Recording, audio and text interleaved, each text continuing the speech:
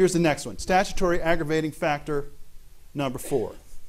That the defendant committed the offense of murder in the first degree in an especially heinous, cruel, or depraved manner. And the judge gave you an additional instruction on this, that the prosecution must prove beyond a reasonable doubt that the defendant committed the offense in a conscienceless or pitiless manner, which was unnecessarily torturous to the victim. And you got to consider this individually for each person he killed. So let's talk about that. A conscienceless or pitiless manner, which was unnecessarily torturous to the victims. Were these offenses committed in a conscienceless or pitiless manner? I submit to you the evidence shows that they were. They were. How about unnecessarily torturous to the victim? Well, let's talk about what that means.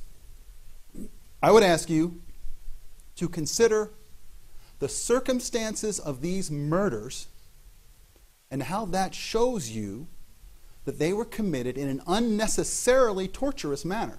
See, not every murder is going to be unnecessarily torturous. You could kill someone, I guess, in a humane fashion. Were these murders committed in a humane fashion?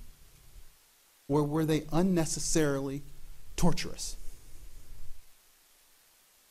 Consider, the defendant modified the environment of the theater by deploying tear gas. There's a can of tear gas right there, clear out. There were 2 cans. This is the one that was found outside. This means that, and you can make a reasonable inference based on the evidence, and what you heard happened in that theater from many people, that the victims would experience extreme discomfort from the tear gas in addition to being shot. Is that unnecessarily torturous? I submit to you it is. I submit to you it is. The defendant killed his victims in a crowded movie theater. Now that in and of itself might not be torturous, but think about what that means and the implications of that. They were trapped in there by design. And why do I say by design? Because of the tear gas. And because it's dark. And because it's crowded. They were trapped in there and they couldn't easily protect themselves. And the tear gas made it hard for them to move. Some unable to flee, and you heard lots of testimony about that. Lots of testimony about that. In darkness. In darkness. And they knew, they would have had to know, any human being would know, that there was nothing they could do to protect themselves. Nothing they could do to stop him from killing them, and that death was imminent.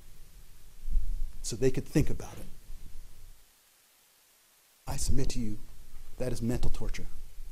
I submit to you that is unnecessarily torturous. In addition to all the images that you saw of how these people died. That is unnecessarily torturous. I would also like you to think about the fact, or the inference you can make from the evidence, that at the moments of their deaths, the victims would not only be in fear for their own lives, but in fear for the lives of their friends and family and loved ones. And I submit to you, that's even worse than being in fear that you're going to die yourself. That you're afraid that your fiancé or your child or your mother is going to die there with you. Unnecessarily torturous. They died, and you know this because you've heard the evidence, surrounded by screaming and by pain and by anguish. That is how they died. That is how he killed them. Dying like that is unnecessarily torturous. It is conscienceless. It is pitiless. It satisfies that aggravating factor defined by statute beyond a reasonable doubt.